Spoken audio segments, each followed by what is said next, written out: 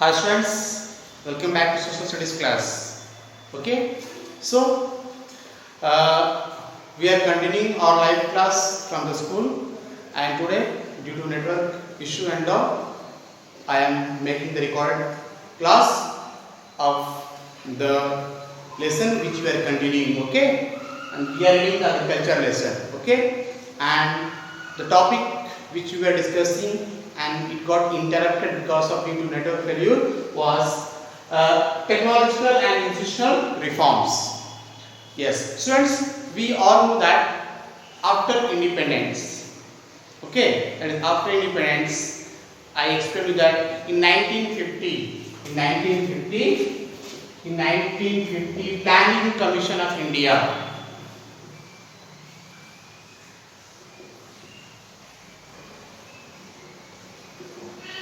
In 1950, the Planning Commission of India was established to make plan. See, anything if you want to achieve, any goal we want to achieve, we need to plan. Without planning, we cannot achieve. And after independence, India was reborn. We can say rebirth. It was a rebirth of our country. So, lot of changes has taken place during British rule and all. So, and lot of changes has to be brought in our country as per our population, culture, religion and various diversity, vast diversity. So, Planning Commission was established and 5-year plans were implemented. These 5-year plans were adopted from the Russia. Stalin was the first person to introduce 5-year plans in Russia and it was very much successful. So, by seeing the success of 5-year plans in Russia, the leaders of our country also incorporated the 5-year plans and we introduced 5-year plan from 1951. The first 5-year plan 1951 to 1956. Okay. The first 5-year plan, agriculture was given main priority. Okay. So every 5-year plan, the main aims, targets were taken into consideration and which has to be achieved within 5 years. Like that only, in the third 5-year plan, it was estimated that India should be self-sufficient in food grain. Okay, because first 1 decade, 10 years, 50 to 60s, we are facing a lot of shortage of food grains. Okay, we need to import from other countries. The situations were such sometimes being agriculture nation, where majority of the people working in agriculture land.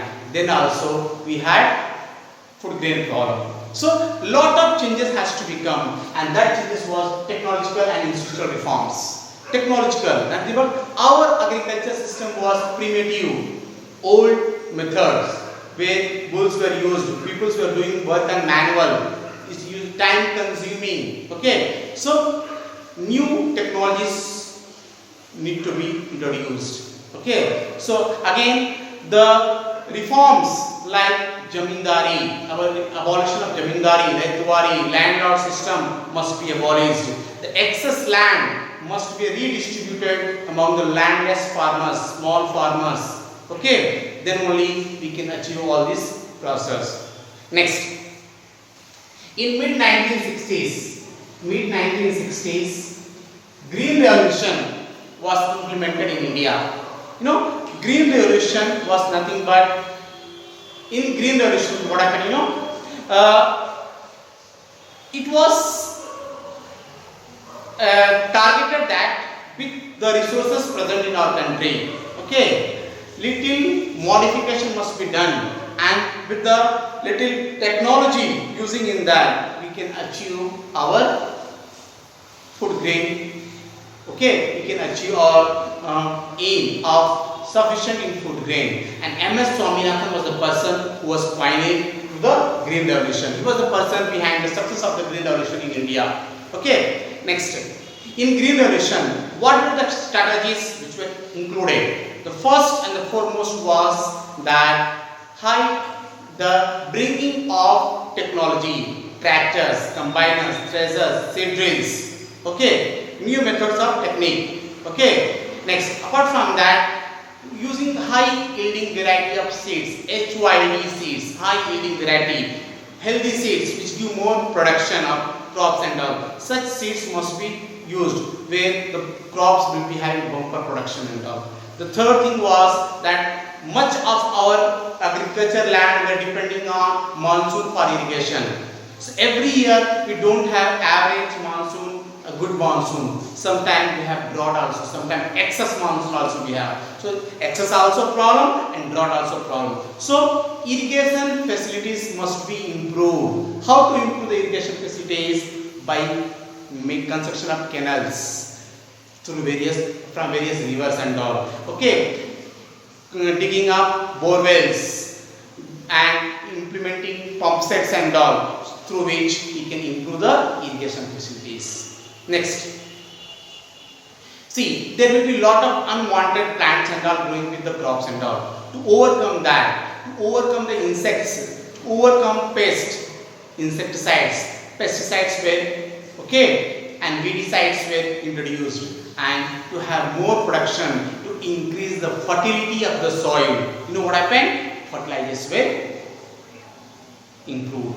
So all these changes were part of the Green Revolution, and within 1 decade we saw that there is a lot of change in the Indian agriculture system.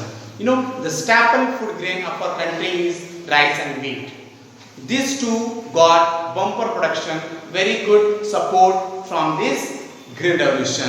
Okay, and you know, when I said about irrigation facilities, various canals were from the various rivers. Among that, Indira Gandhi National Canal, which is the longest canal of our country from Punjab to Rajasthan, is connected from the river Satluj, Punjab, and it goes to Rajasthan. And it passes through states of Punjab, Haryana, and Rajasthan. All these areas get benefit from this canal. So like so in various parts of the country, small and large, less and more canals were made. Bore wells were done, pump sets were provided. All these facilities were done to the farmers. But still this was not enough. Still lot has to be done to improve, to encourage the farmers to do irrigation and cultivation and all, to increase the food production and all. For that, you know, cooperatives were started. Gramin banks were started, from where the farmers can get their agricultural inputs on subsidy basis, where they can get loan on very less interest rate, and they did not go to forward places. So all these changes were brought. Kisan credit card was implemented. Okay, so to improve the farmers' condition and all. Okay, so all these changes were brought time to time to improve the farmers' condition. Next, you know, insurance was done against the crops failures, like due to drought, due to flood, or due to fire and all. So insurance, crop insurance were provided to the farmers. Next, MSP, minimum support price. Minimum support price was provided to the farmer. So government declares MSP before the harvesting of every season crop, so that the price of the particular crop or food grain should not come less than that. It can go more also. Okay, but it will not be less. Minimum that price which has been announced by the government has to be given to the farmers for their produce, for the product. Okay, next, one incident is given about the land reform. Okay, you know, you might have heard about Mahatma Gandhi. Okay, father of nation. His aim was that Gram Swaraj, wanted to improve the conditions of the villages, but he could not continue his journey of life after our independence. And after his death, his great follower or disciple, we can say, that is Vinoba Bhave. Okay, he used to always follow Mahatma Gandhi. He used to take part with Mahatma Gandhi in various satyagraha or andolans and all. So after the death of Mahatma Gandhi, he continued his work of Gram Swaraj Yojana. Okay, he went to various states various regions of India on foot. Okay, he toured and he wanted to know the conditions of the farmers. Okay, so once one incident is given that once he was giving a speech to a gathering in Andhra Pradesh, Pochampalli village. Okay, now that is in Telangana. So he was giving lecture to that gathering. Okay, in that gathering, some small and poor farmers, they requested him, okay, that we don't have land, we don't possess any land. If government gives us land, we can do agriculture and we can have our livelihood. So this Vinoba Bhave, he told that I could not promise to you all, I cannot promise to you all, okay, but I give you assurance that I will take this issue to the government and I try my level best to implement this policy. In the same gathering, there was a person by name known as Ramchandra Reddy.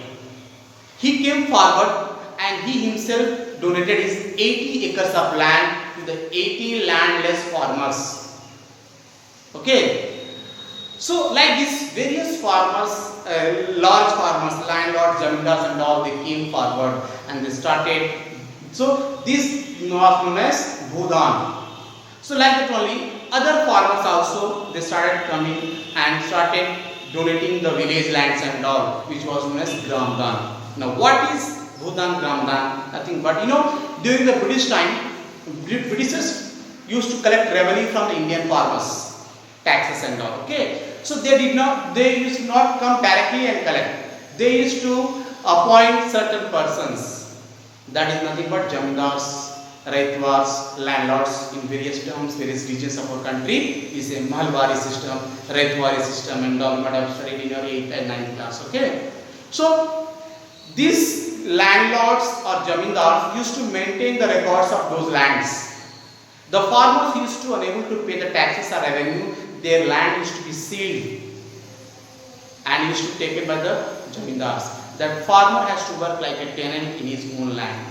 So when we got freedom, when Britishers left, the land records was with these landlords, jamindars only, and they became the now actual owner of these lands. That is why they had under them thousands and thousands of acres of land. So Government of India started Land Sealing Act. So many landlords and zamindar, because of fear of this, getting arrested, being their land seized and all, they started donating the land by themselves before the government do any action against them. So this was the land, Bhudan and Gramdan, and this was a very, very positive movement taken by Vinoba Bhave, and this movement was known as bloodless revolution. See, this was not a huge thing. Now you may be seeing people are fighting for small piece of land. They are killing each other. But in those days, Vinoba Bhave did this great task without a single bloodshed, because of which it is also known as bloodless revolution. Okay, so this was about the Gramdan and Bhudan. Okay, now next, India's 60% people, they depend on agriculture directly or indirectly for their livelihood. Okay, so India's agriculture contribute also there for its GDP. But what is happening nowadays? Because of lack of interest in farming and all. Okay, so the farmers are losing interest in farming. And it is one more point I'll mention you. When the Green Revolution was starting, at the same time, one more revolution, White Revolution has been started. The White Revolution was nothing but, it is also known as Operation Flood Project. Operation Flood Project. Nothing but the increasing the production of milk and milk product. See, farmers who are associated with farming and all, they will not have work throughout the year in their land, agriculture land. At the time of growing, at the time of harvesting, and in between certain periodically for irrigation and all. Rest of the day, time in day also, during the season also, they will be workless, off season, there will be no work and all. So to have extra income, extra source of income, extra activity, okay, so the animal husbandry was encouraged and milk production was encouraged, and due to increasing milk production they gave the term as a Operation White Flood. Okay, Operation Flood project, nothing but White Revolution. Due to this, what happened? Cattle breeding, animal husbandry, poultry farming, like this other associated or allied activities to agriculture were started, and all these paved a extra source of income to the farmers, and slowly the conditions of the farmer after 70s and all started improving in India. So next remaining topic, the small topic, conclusion topic, that is impact of globalization on Indian economy and food security, will continue in the next class. By the time, take care, see you, bye.